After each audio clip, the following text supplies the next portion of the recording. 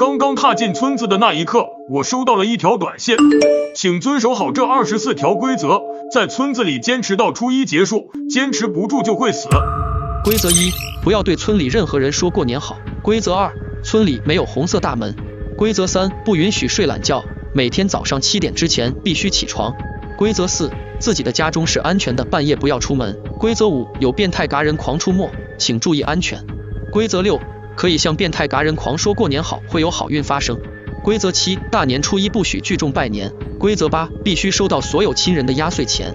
规则9，亲人里或许有变态嘎人狂。规则10，谨慎一切向你要压岁钱的人，包括孩子。规则11，村里有人在规则之外。规则12，保护好规则之外的人。规则13，有问题找村长。规则14，不要喝村长倒的水。规则15，不要轻易相信任何原住民。规则16，文化广场可以自由活动，但广场也对变态嘎人狂开放。规则17，尽量找到伙伴一起坚持，人多力量大。规则18，鬼会说谎话，并且只会说谎话。规则19，晚上不要抬头看天空。规则20，变态嘎人狂和鬼不会在一张桌子上吃饭。规则21，母亲不会害自己的孩子。规则22，变态嘎人狂和鬼可以嘎人，也可以互嘎，人可以嘎变态嘎人狂，但不能嘎鬼。变态嘎人狂和鬼同类之间不能相互残嘎，人可以。规则23，被鬼和变态嘎人狂嘎死的人会变成鬼。规则24，初一晚上12点，带着规则之外的人准时驾车离开村庄，游戏结束。神经病，好不容易过年回家放松几天，居然收到这样荒诞恶毒的诅咒。发送这条短信的人是不是脑子被驴踢了，还是被门夹了？哎呦，大儿子回来了。母亲突然走了出来，看到母亲那有些比去年更显苍老的脸，我鼻尖一酸，差点落下泪来。妈，过年好，儿子。母亲摸着我的脸，责怪我比去年瘦了太多。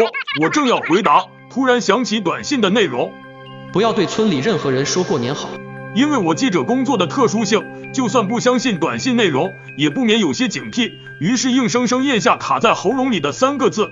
就在这时，村头的大喇叭突然响起，各位村民注意了，各位村民注意了，村西头的返乡人员下地狱说出过年好，现在已经被嘎了。听到广播的村民迅速到村里文化广场分肉，重复一遍。大喇叭的内容让我目瞪口呆，而母亲听到广播后，已经兴高采烈地回屋，拿出一个大盆，就要往文化广场走。我急忙拦住她。妈，你听到广播里说什么了吗？母亲转头留给我一个诡异的微笑。听到了，村广场嘎猪分肉，让我们去拿。我们来到了村文化广场，此刻广场已经围满了人，大家围在广场中心的案桌，案桌上有一个人，此刻已经被大卸8块。看到这一幕的我，脸色变得苍白，跑到一个角落，狂吐不止。此时的角落同样有几个人正在呕吐，我吐完后发现这几个人大多我都认识，他们是我从小玩到大的发小。宋人头、范建、杨伟，谁能告诉我到底发生了什么？范建此刻有些崩溃，案桌上被嘎的下地狱同样是我们的朋友。就在不久前，我们还在微信群里联系，约定这次过年回家好好聚一聚，没想到就此天人永隔。杨伟凑过来，神神秘秘地说道：大家也都收到短信了，下地狱就是因为说出那3个字才被嘎的，所以只要遵守规则，应该就不会出事。今天是腊月27，距离初一还有5天，只要我们遵守规则，小心点，应该能安全度过这几天。这时有个穿戴时髦的男人走过来说：大家好，我是胡建仁。规则说尽量找到伙伴一起坚持，人多力量大，而且大家都是归乡人员，同时也都是收到短信的人，所以比起现在正在广场分人肉的原住民，我们显然更亲近一些。现在我们的任务就是去村里打听一下，看看今年到底有多少返乡人员，把大家团结在一起。这个提议显然深受大家认同，杨伟举手建议：那我们就由广场为界，兵分4路，挨家挨户去打听。说干就干，宋人头和杨伟还有刚认识的胡建仁，我们4个人向不同的方向追查。至于范建，他的情绪不稳定，我们让他留在原地休息。我向东边寻找，依据我的记忆，东边大多数的是老人，返乡人员应该很多，只有返乡人员收到短信。我边走边拿出手机复习规则，不要轻易相信任何原住民。